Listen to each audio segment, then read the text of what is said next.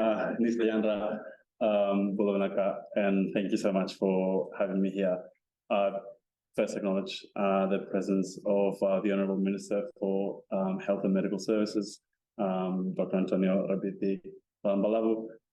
It's a little bit daunting to speak after the Minister, but always an honour and a privilege. I also wanted to thank BES and M-Supply for bringing this forum together. I cannot match the excitement of the MC because it's impossible, but I also think it's remarkable and an immense achievement and something to be really proud of that we're all here together for the next 3 days to talk about these important topics. I also acknowledge colleagues from DFAT, from MFAT, and our partner organisations in SPC, NIHW, WHO, UNICEF, colleagues from the Ministry here in Fiji, and other distinguished colleagues. Binaka Bakalevu for having me here today and for bringing this forum together. It's actually, I was telling Minister Lavan my first Pacific trip, my first time in Fiji. I've been on this role for 3 months. Most of my previous work has been in Indigenous health domestically in Australia, so I'm quite Pacific illiterate. But in the few days that I've had here in beautiful Fiji, I'm already learning a lot, but also realizing how much more I need to learn. So thank you for bearing with me on this journey.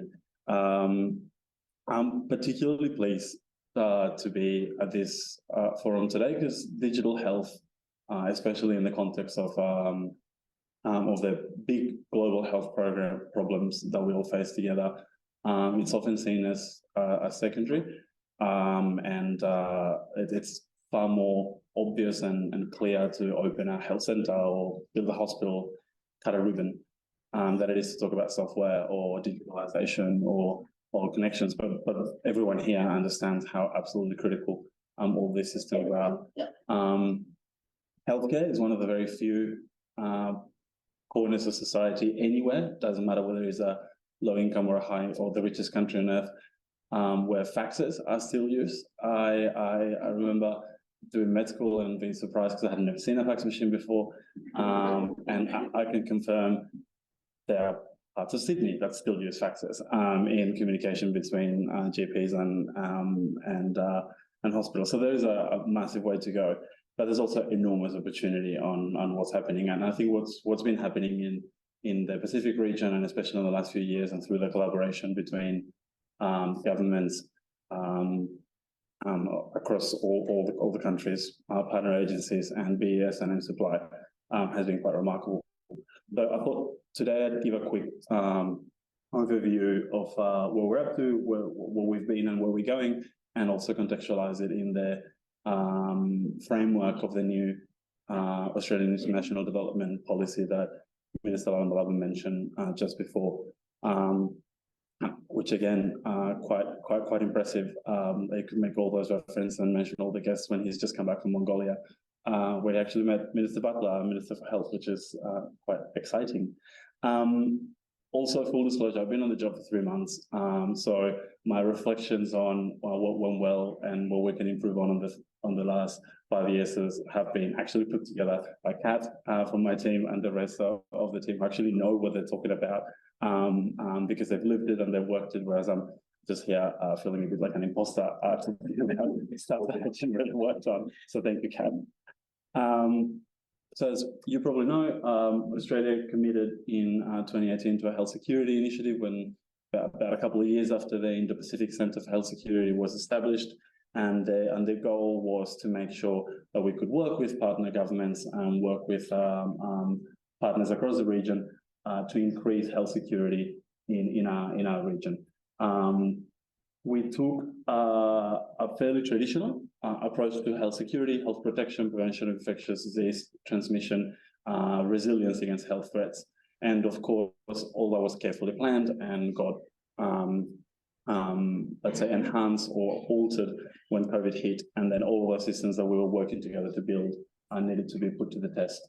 So the initially changed quite significantly from what was originally planned, but but it sort of confirmed the importance to not only think about health security from a health protection perspective, but also from building resilient health systems that actually are what allow for good pandemic preparedness. We talk about preparedness, we talk about prevention, but really resilient and strong health systems is what we need in this context.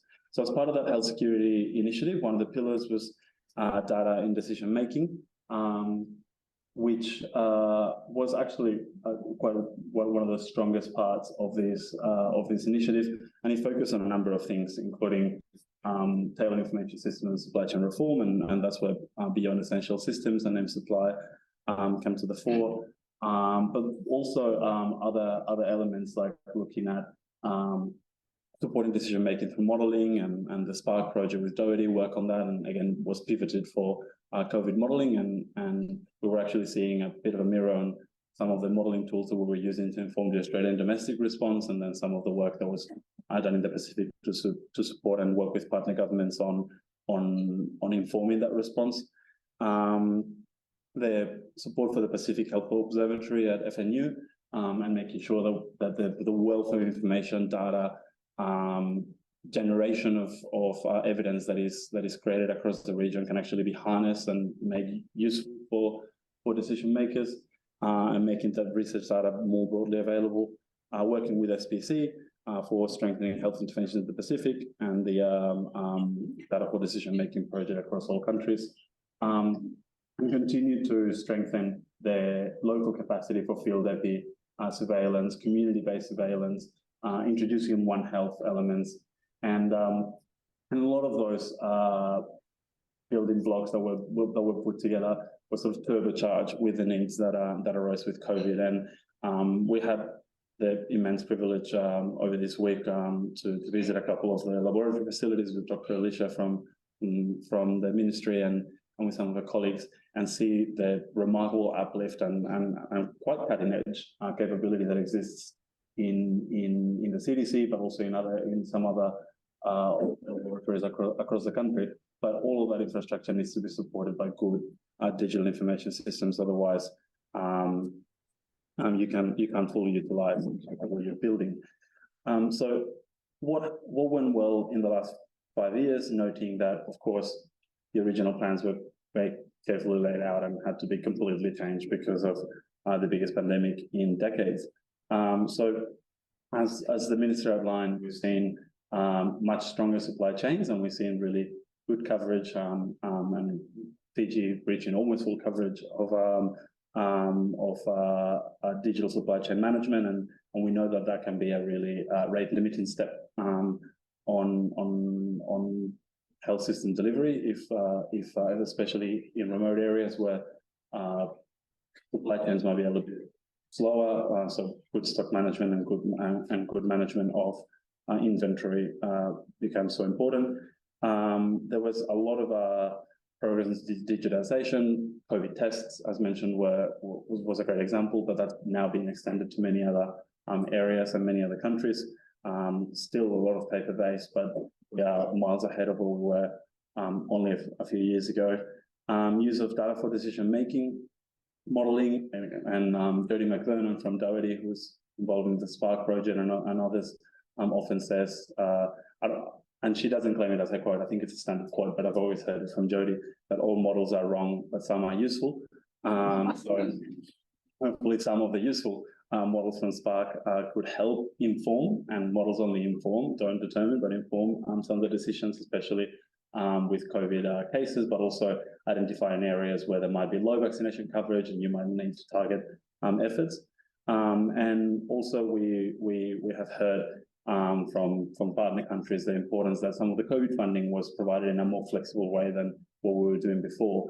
So they're allowed to pivot really quickly and tailor the solutions to what was happening as the pandemic rapidly changed, as we went from suppression of community transmission to then opening up, to then what are we doing with Omicron, et cetera, and we had constantly had to change. But what are the areas where we thought things could have done better or we can learn from? So we have had feedback that at times some of our initiatives, some of the projects that we were supporting weren't always completely aligned with each country's digital health strategy. So that's something that we really need to make sure that the country's plans for health system strategy, health sector strengthening, and digital health strategy would govern what we put in place and what we support. We've also heard that, of course, network infrastructure, connectivity, some of those capacities lagging are always a barrier to the implementation of these programs. And we also always have workforce shortages in these areas. So no matter how well-designed systems are, our workforce can be a rate limited step. So that's something, workforce strengthening, something that we want to focus on a bit more, and workforce strengthening beyond just field epi, which is a lot of what we focus over the last 5 years. And there's always a bit of a challenge when we try to fit new system with existing networks. So interoperability of systems and doing things that can endure the lifetime of a project and then can be taken up by local delivery partners, as opposed to constantly relying on external user support is something that is coming very strongly as well. With this, so a lot of these and hundreds of other consultations and discussions with partner governments led to us thinking of what does the digital health system strengthening, health system resilience component of our funding for the next 5 years look like. And that helped inform the design of the new initiative that you're probably familiar with. So very basic and sort of self-explanatory concepts. We need to make sure that our strategies align with what countries want to do. Any solution that we put in place needs to be locally owned. Everything has to come together. It's not just software or hardware or workforce. You need to invest in all three things, otherwise our programs don't work, and maintenance and long-term solutions need to be part of that. We can't build a new system or support the building of a new system without a clear exit strategy or a clear ongoing support strategy. And this will come very strongly when I talk about our new policy in a second. We could have strengthened the focus on marginalized communities, focus on women and girls, the focus on other key populations. Interoperability we already talked about, and working, ensuring that data literacy and the capacity to use data to inform decision making happens at all levels. Of course, at a public health level, having whole of country or whole of district, whole of region information is useful, but at a clinician level, as you all know here, because you're the users here, having a clear list of which recalls to prioritize and a clear list of what patients to go for can be the difference between actually making interventions effective or not. When I was working in remote Indigenous primary care in Northern Australia, which actually Aboriginal community-owned organisations in the north of Australia were one of the first adopters of electronic medical records in the 90s, way before parts of urban Australia were doing that. And that was the only way that we could actually manage the significant burden of disease that we had. So making sure that from the clinic driver that brings patients in to their public health district manager have some degree of data literacy that is relevant to the scope of work is quite key and something we want to focus on. And then, of course, anything we do needs to have that lens of climate resilience and adaptation that is so relevant for anywhere in the world, and particularly for our region. So when we bring this together was the new Partnerships for a Healthy Region initiative, and I am conscious that the Partnerships for a Healthy Region initiative has a component that was an open call for proposals, and I'm conscious that some of the programs funded here have put in for the application. So I'm very conscious that we are eagerly awaiting for the outcomes of that process, hopefully in a few weeks. That's all I can say. So the commitment is that the new PHR that replaces the Health Security Initiative will focus on a broader scope than just traditional health security. As I said at the beginning, the best pandemic preparedness is a strong health system. So if we really want to focus on health security, we need to focus on whole of system health improvement. So the new pillars for PHR, of course, still anticipate, prevent, detect, control communicable disease threats, that's sort of more classically health security side of things, but also introducing an NCD component and making sure that what we do also addresses non-communicable disease, and the funding funding is split in a way that covers for both, and sometimes the split is arbitrary. Is rheumatic heart disease a communicable disease or a non-communicable disease? Prevention of cervical cancer due to HPV, a communicable disease or a non-communicable disease? It's a little bit of an old-fashioned split, so let's just open our scope. Strong commitment to still advancing sexual and reproductive health and rights in our region, and so that was brought in the overall PHR strategy, and bolster national health systems, including health information systems, and continue some of our regulatory work that the PGA has been doing. So that's a renewed commitment to what we're doing in NHSI, but making sure that we continue that health information system focus. So within the building resilient health systems is where this kind of work sits more neatly. So we have a specific program outcome on strengthening health information, data modeling capability, making the wealth of data that we have actually useful for decision making and support overall health system functions. The way we're doing this are through a number of funding mechanisms. So out of the overall Partnership for Healthy Region funding, some of it is going directly to public health, to public sector partnerships, and things like the collaboration with the Australian Institute for Health and Welfare comes under that. Funding from multilateral partners like WHO, UNFPA, UNAIDS and others. But then two open call for proposals, the regional health partnerships, which is 160 million that we were talking about, and that are particularly relevant for this crowd. And then the product development and access partnerships to look at new therapeutics, vector control mechanisms, vaccines, and other relevant products.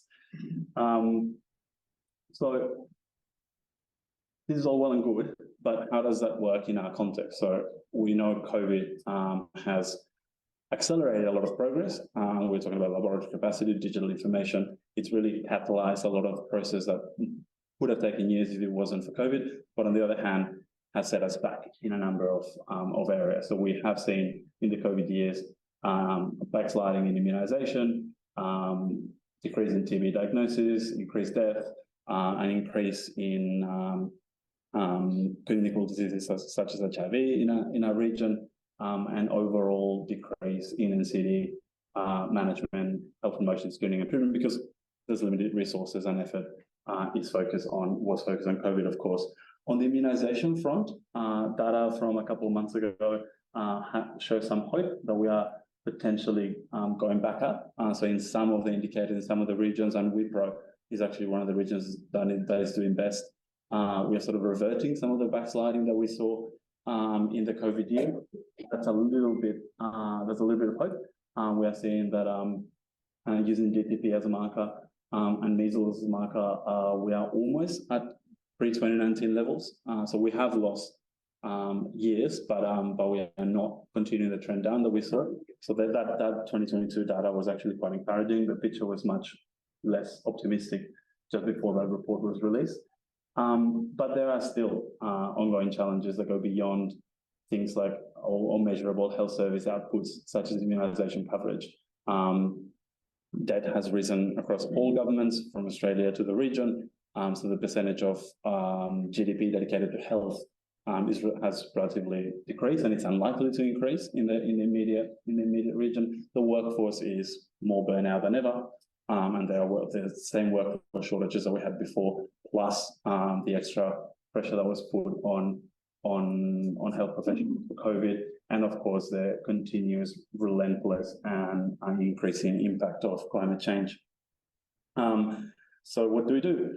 Well, we just work smarter. We just work more locally, and we just collaborate more. And that's what Minister Lambalavo raised when he mentioned the launch of Australia's new international development policy recently, which Minister Wong and Minister Conroy announced maybe 3 weeks ago, which actually brings all of that together with the intent of learning from what we've done well and not so well over the last many years. This is the first new development policy that Australia has had in 10 years. So it's quite a refresh of how we do things. And the intent is that we acknowledge that The world is change, things are less certain, climate change is accelerating its impacts. We're no longer talking about something in the future, it's something that we're experiencing every day, especially in our region. And in a less certain, more unstable environment, we need more than ever to work in partnership. So if we want a peaceful, stable and prosperous region, we need to change our approach and not continue to do the same. And the way we do that is by acknowledging, finally, the impact of climate change and the fact that we need to embed and instill that in everything we do. We can't do development, we can't do policy, we can't do programming without including climate change mitigation, adaptation, and resilience into it. So that's now a requirement in all different programs of a certain value. We need to be smarter in how our programs support people who might have barriers to access for health services or who might be marginalised, particularly gender equity, disability, and social inclusion. Another big pillar now is actually elevating and harnessing First Nations voices within Australia, not because it's a nice thing to do, but because it's actually not, or because it's the right thing to do, it's actually the smart thing to do.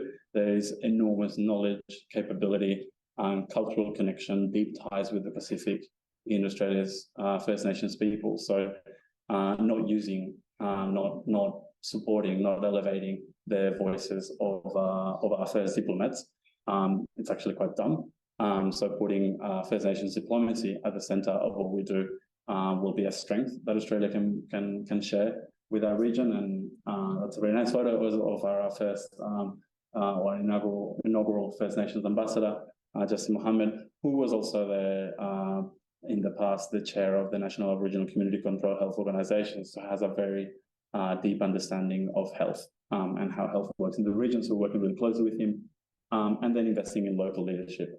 This is not about Australia knowing what's best and imparting that to the region. Is actually about Australia listening to what our partner country priorities are and making sure that we put the resources to support a stronger, peaceful and a stable region. So what does that mean for us?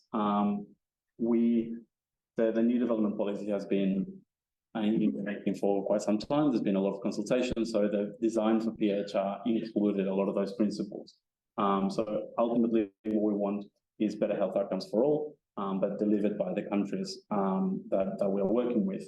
So we need resilient and equitable public health systems, and that's where resilient health systems and resilient health information systems come into play. But to do that, we need local leadership, we need First Nations perspective, we need to focus on key populations, and we need to embed climate action in all we do. But ultimately, it isn't that hard. The whole point of that, because how do you bring together First Nations perspectives, evidence-based health policy making, climate change all across it, gender equity, social inclusion, disability? What is the priority? Localization. The priority is doing something that works for the place where you're developing a program, listening to local people because they know best what's happening and what's needed, and just truly working in partnership, not just doing a last-minute consultation and calling that okay. So that's a commitment from Minister Wong, that's a commitment from the Australian government, and that's absolute writing instruction on how we design the next few years of health investment in the region. Partnerships, consultation, listening. And on that note, I will probably stop talking so that I can do some more listening. But thank you for having me here, Vinaka Localisation.